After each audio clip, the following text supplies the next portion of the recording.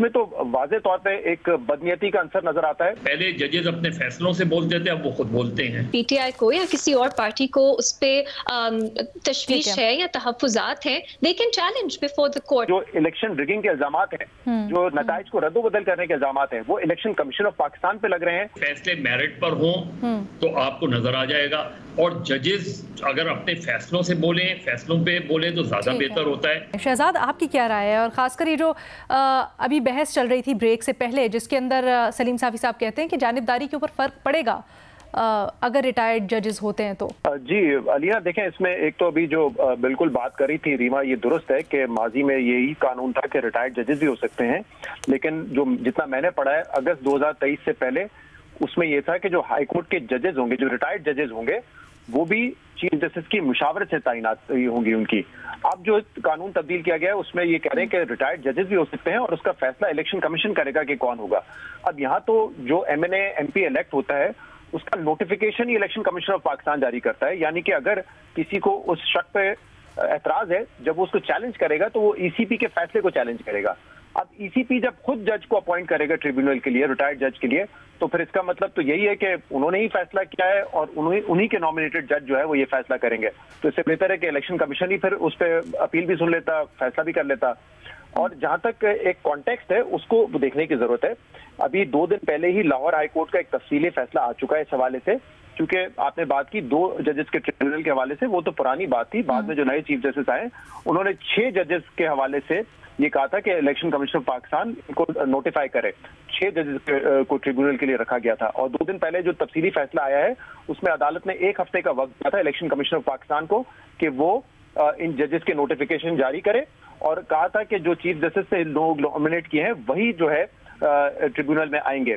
तो ये फैसला तो बड़ा वाज़े तौर पे आ चुका है और इसका तफसीली फैसला भी आ चुका है, और उसी दिन आपने देखा कि ये फिर उन्होंने जो है ऑर्डिनेंस जारी किया है। तो इसमें तो वाज़े तौर पे एक बदनीयती का अंसर नजर आता है। एक तो ये कि शफाफियत नहीं होगी, लेकिन बदनीयती ये है कि जब से इलेक्शन हुए हैं और इल्जामात जो इलेक्शन के हवाले से लगे हैं कि फॉर्म 45 एक था, उसको रद्दोबदल करके फॉर्म 47 जारी किया गया, और इल्जामात जो है उसकी जद में इलेक्शन कमीशन भी आया कि वो इस सारे में एक पार्टी थे। तो यहाँ पे तो बड़ा वाज़े तौर पे है कि लाहौर हाईकोर्ट एक अरसे से नाम दे चुका है, ECP उन जजेस को अपॉइंट नहीं कर रहा है, नोटिफाई नहीं कर रहा है ट्रिब्यूनल को, तो उससे तो बड़ा वाज़े है कि वो एक डिलेइंग टैक्टिक्स थे। और अब इस ऑर्डिनेंस को लाने का बज़ाहिर मकसद ही नजर आता है कि ECP नहीं चाहता कि जो जजेस नॉमिनेट किए गए हैं चीफ जस्टिस की जानिब से उनको रखा जाए, और वो अपने रिटायर्ड जजेस के तहत जो है ट्रिब्यूनल की कार्रवाई आगे बढ़ाना चाहते हैं।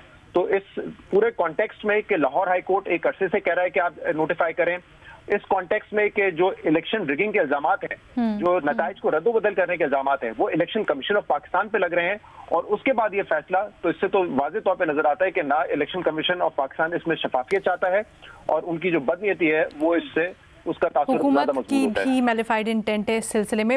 मज़े साहब, देखिए, प्रॉब्लम ये नहीं है कि रिटायर्ड जज हो या सर्विंग जज हो, प्रॉब्लम ये है कि इतनी ज्यादा पोलराइजेशन है कि अगर आज फर्ज करें ये सारे चीफ इलेक्शन कमिश्नर जितने पिछले गुजरे हैं, इन सब पे कंसेंसस था ना, ये सारी गवर्नमेंट और ऑपोजिशन कंसेंसस से लेकर आती थी ना, और सब पे एतराज हुआ। कोई एक चीफ इलेक्शन कमिश्नर ऐसा नहीं आया कि जिसको इन्होंने खुद नॉमिनेट किया हो और इन्होंने एतराज ना किया हो इस पर। तो प्रॉब्लम यहाँ नहीं है, प्रॉब्लम आपकी जुडिशरी में भी है। पहले जजेस अपने फैसलों से बोलते थे, अब वो खुद बोलते हैं, अब उनके फैसले नहीं बोलते, अब वो खुद इतना बोलते हैं कि उसकी वजह से एक माइंडसेट बन गया है। यही रिटायर्ड जजेस, फर्ज करें आज इलेक्शन कमीशन इन 6 जजेस को अपॉइंट करती है, रिटायर्ड जजेस को, और ये फैसला जो है किसी एक पार्टी के हक में देना शुरू कर देते हैं, उस पार्टी ने एतराज किया होता है इन पे रिटायर्ड जजेस, क्या वो पार्टी अपने उस एतराज को वापस नहीं ले लेती?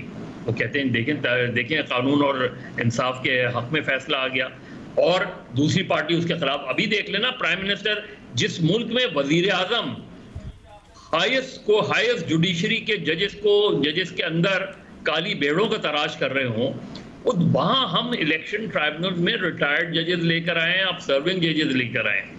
प्रॉब्लम ये है कि हमारा ओवरऑल एटीट्यूड अनडेमोक्रेटिक है।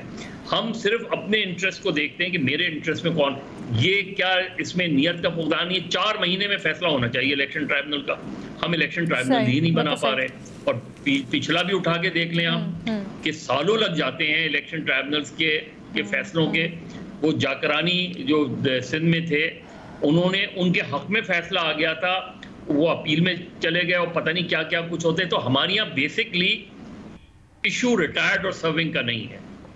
इशू सर्विंग, रिटायर्ड जजेस भी कॉम्प्रोमाइज्ड होते हैं और सर्विंग जजेस भी कॉम्प्रोमाइज्ड हो सकते हैं। इशू ये है कि आप फैसले मेरिट पर हों तो आपको नजर आ जाएगा, और जजेस अगर अपने फैसलों से फैसलों पे बोले तो ज्यादा बेहतर होता है। तो हमारे यहाँ पोलराइजेशन ये पॉइंट जरा अहम है कि जो सर्विंग जजेस होते हैं उनके ऊपर तो चेक एंड बैलेंस बहुत ज्यादा होता है ना, जैसे सलीम साफी साहब ने भी कहा इससे पहले। रिटायर्ड जजेस के ऊपर उस तरह से चेक एंड बैलेंस नहीं। रीमा इसके ऊपर कुछ ऐड करना चाह रही थी। रीमा, पहली बात तो ये रही ना, शहजाद अगर मुझे पॉइंट आउट कर दें कि कौन सा प्रोविजन है इलेक्शंस एक्ट का जो कहता है कि पहले जो रिटायर्ड जजेस थे वो भी चीफ जस्टिस की मुशावरत के साथ लगाए जाते थे। मुझे तो वो नहीं मिला।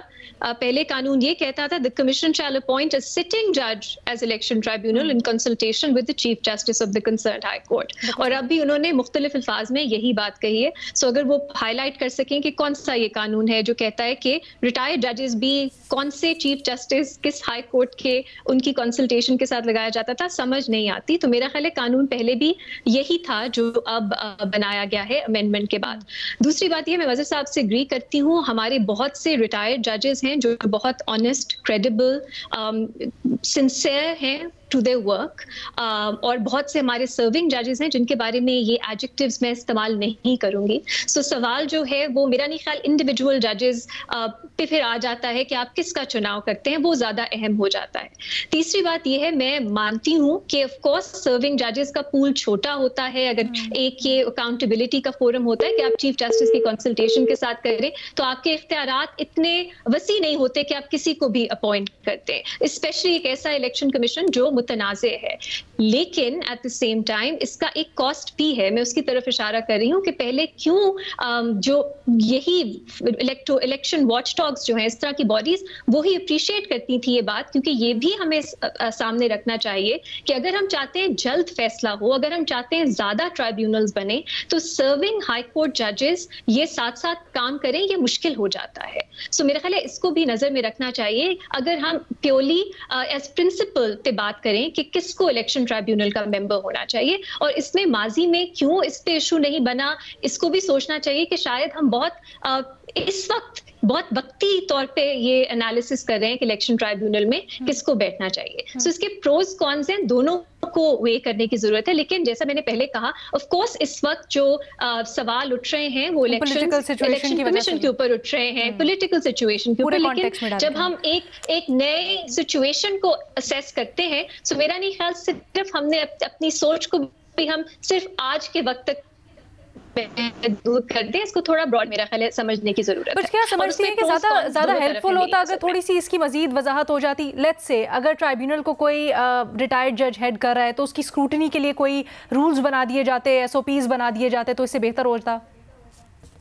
सलीना, मेरा ख्याल है अगर ये पॉइंट होते हैं और पीटीआई को या किसी और पार्टी को उस पर तशवीश है या तहफ़्फ़ुज़ात हैं, they can challenge before the court. तो हमने देखेंगे ये किस तरह चलता है। बट हमारे व्यूअर्स के लिए ज़रूरी है ये समझना कि पिछले साल ही ये तरमीम लाई गई जो वही हुकूमत अब वापस ले रही है। ऐसा नहीं है कि कोई बिल्कुल मुझे जल्दी से बता दें, because I have to close the show. अगर इसको चैलेंज किया जाता है इस ऑर्डिनेंस को, क्या समझती हैं कितना वजन है इसमें, कितने ग्राउंड स्ट्रांग होंगे चैलेंज करने के?